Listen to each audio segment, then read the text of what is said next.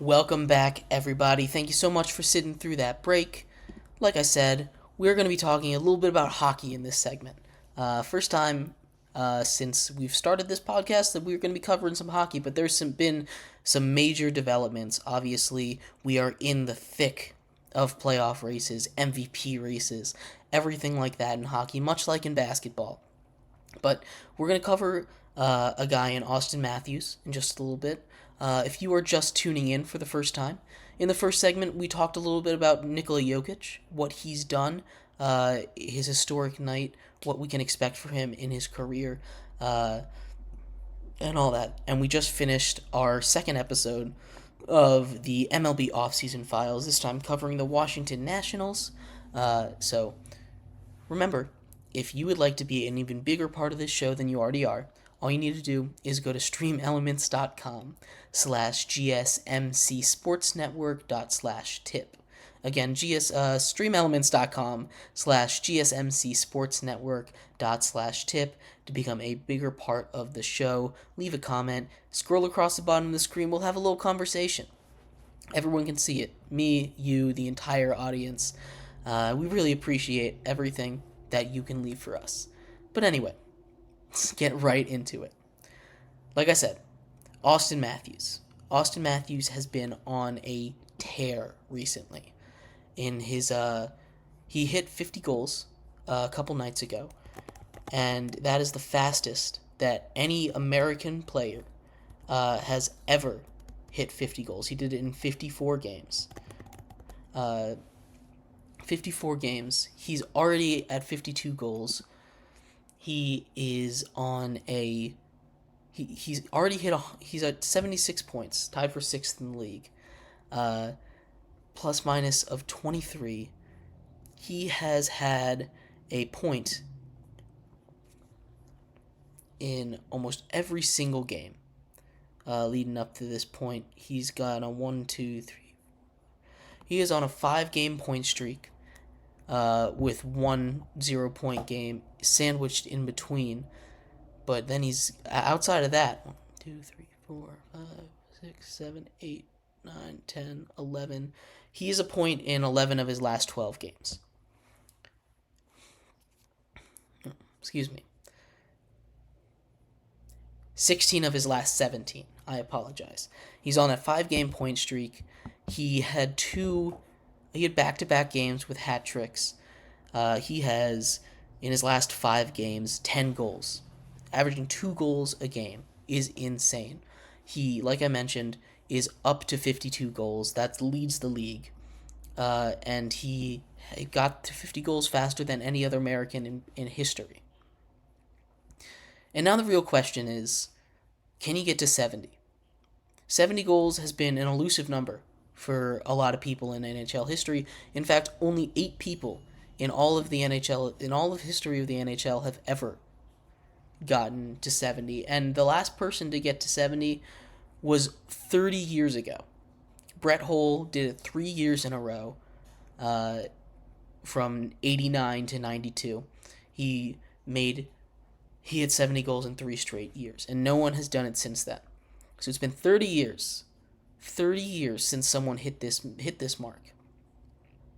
And you've had arguably the greatest goal scorer in NHL history playing during this time in Alex Ovechkin. Mm-hmm. He's never hit 70. Auston Matthews is on pace to hit 70 goals. I think he's going to do it. He's got a little less than 30 games to score 20 goals. 18 goals. Like I said, that'd be the first time since Brett Hull did it in the 91-92 season. Auston Matthews is an interesting player, right? Because he is a pure goal scorer, kind of like Alex Ovechkin is. And it's funny to see patterns in hockey. You know, you see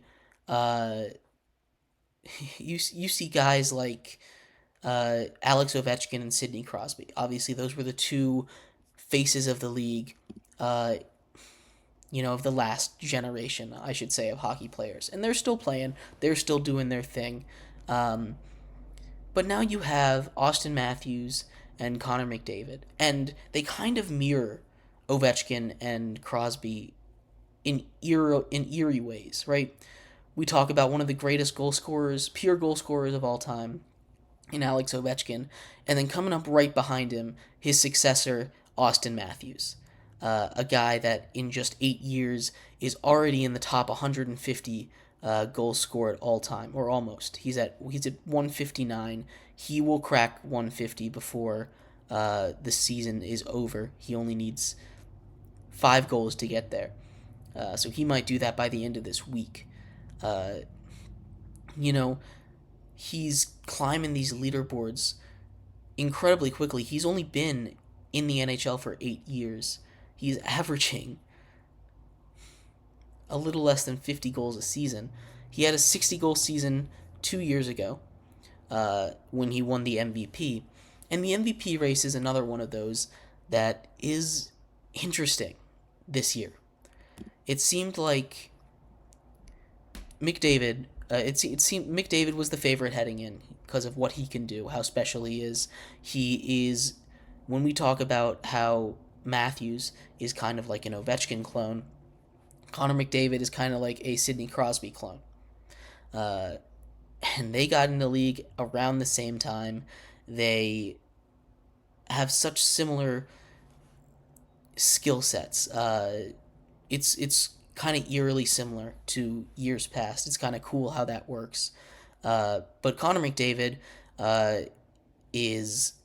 was the favorite heading into the season to win MVP, and he's kind of having a down year by his standards. Not a down year by anyone else's standards, but a down year by his standards. So it seemed like Nathan MacKinnon of the Colorado Avalanche was going to run away with the award, and he was doing it for the first half of the season. And then all of a sudden, here comes Auston Matthews. 10 goals in 5 games, point in 16 of 17 games now. He leads the league in goals. He's 6th in points. He is on a rampage right now. He is nigh unstoppable with the puck in his hands. And he's made this an interesting race for MVP. Like I said, Nathan MacKinnon was running away with this reward. If you asked anybody who was going to win the Hart Trophy, the NHL's MVP award at the All-Star break, if they had been paying any attention, they would have told you that it was Nathan MacKinnon. He is having an incredible year, and we don't want to discount that. 34 goals, 59 assists, 2nd in the league in points, 5th in the league in goals. He's kind of slowed down a little bit as of late. That's not to say he's been playing bad. He himself is on a bit of a point streak. He's had a 5-game point streak now. Much like McDavid, not McDavid, much like Matthews, they're both on 5-game point streaks, and he has these huge games in January, where he put up 4 points, 5 points, right in a row. He had a point in every single game in February, every single one, or in January, excuse me, every single one in January, and he's kind of cooled off this month. He's put up a couple. No, I won't say stinkers, because he do other things other than scoring in the NHL.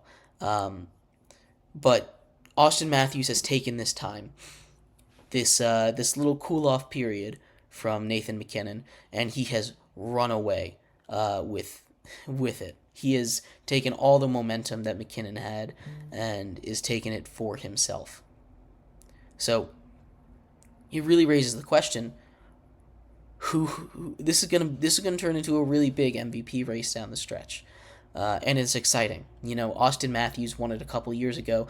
Nathan MacKinnon has not won one yet, and he deserves one. He, much like MacKinnon and McDavid, are certified Hall of Famers.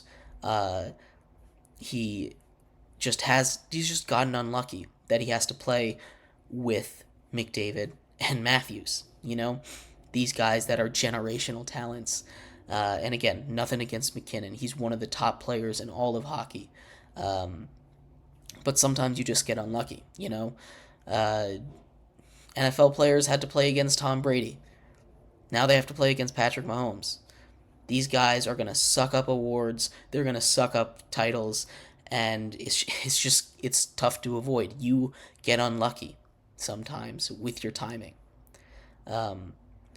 But this is his best chance to win it, Nathan McKinnon, to win the MVP. And I'm curious to know what you guys think. How close are you following this race? It's going to be a tight one down the stretch. I believe McKinnon is still the favorite to win the MVP, but if Matthews can hit 70 goals again, first time in 30 years that anyone would have hit 70 goals, it's going to be tough not to give the award to him. It's going to be really, really tough to do that. And I'm kind of on the fence about it because I think McKinnon absolutely deserves to win an MVP for how good he's been, not just this year, but in years past. He's a guy that won't get another chance as good as this. Straight up, most likely. There's always the shot that he can go on another tear, but he's only getting older, and he has some tight competition to play against. He already got a cup, which is better than Matthews and McDavid can say. He's gotten beat there, but he doesn't have that MVP trophy that would really fill out his resume. And he deserves one. So right now, I think it's still his. But if Auston Matthews can continue on this stretch and McKinnon can't quite bounce back, then it's going to be a little tougher for him to win it. So let me know what you guys think in the comments.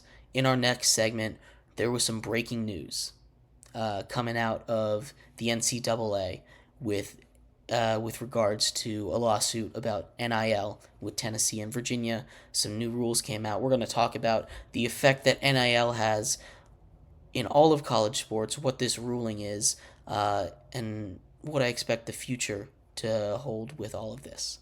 Thank you everyone so much for tuning in. We will be right back.